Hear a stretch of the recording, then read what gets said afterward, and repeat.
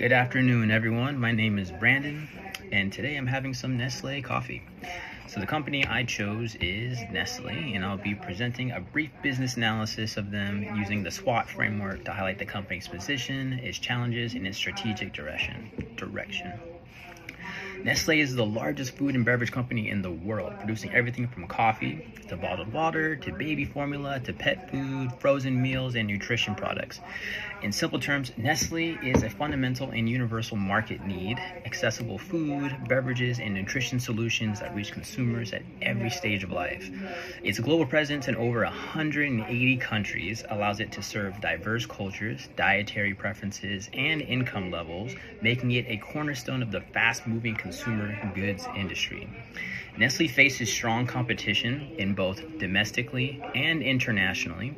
In the US, its major competitors include PepsiCo, Kraft Heinz or ketchup, General Mills, Mars, and Hormel.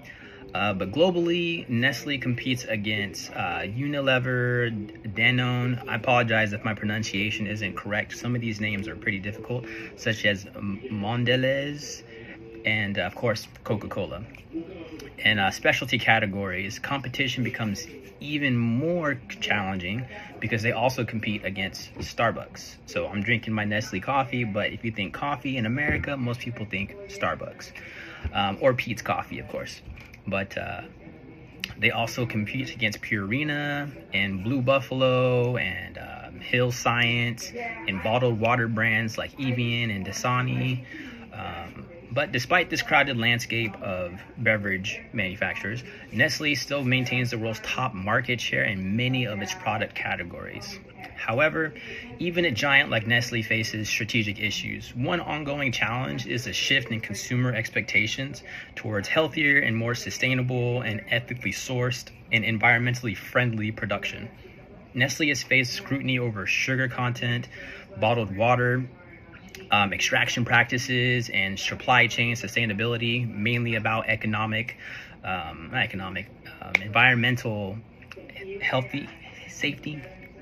Another issue is the fragmentation of consumer tastes, with smaller niche brands often perceived as more authentic, gaining more market traction, like, oh, this is organic, or this is more homegrown, or mom and pop owned, or family owned. Nestle, because it's so big, it's considered more commercial. Additionally, geopolitical instability, supply chain disruptions, and inflationary pressures are forcing Nestle to reevaluate pricing strategies without losing the consumer loyalty.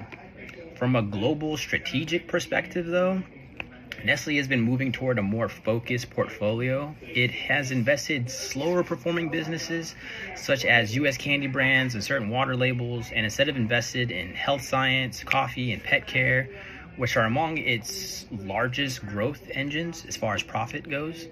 The company's international strategy continues to work well because of its ability to adapt products locally while leveraging global brand strength. For example, Nescafe, which is something most people know, Nestle coffee, Nescafe. It's marketed differently in Asia than it is in Europe, and it's marketed different in Europe than it is in America. But Nestle tailors its nutrition products to local health regulations. For example, the US has different health regulations than Germany, for example. But their products are meant to reflect the cultural eating patterns, if that makes sense. This balance of global scale and local customization remains one of its biggest competitive advantages. Overall, Nestle's competitive position is extremely strong. It has iconic global brands, massive distribution channels, high brand trust, and a deep financial resource. Its long history also gives it experience navigating economic cycles and changing consumer preferences.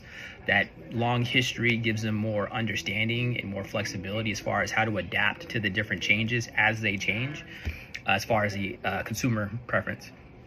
That said, sustaining this competitive strength depends on Nestle's ability to innovate quickly, maintain transparency, which is very important in 2025, and meet rising expectations for clean ingredients, sustainability, and corporate responsibility.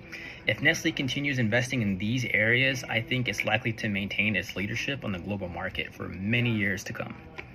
So in conclusion, Nestle's SWOT analysis shows a company with unmatched global reach, a diversified product portfolio, and strong competitive advantages while it faces strategic challenges, particularly in sustainability and shifting consumer preferences. Its global strategy remains effective, and its competitive position remains one of the strongest in the industry.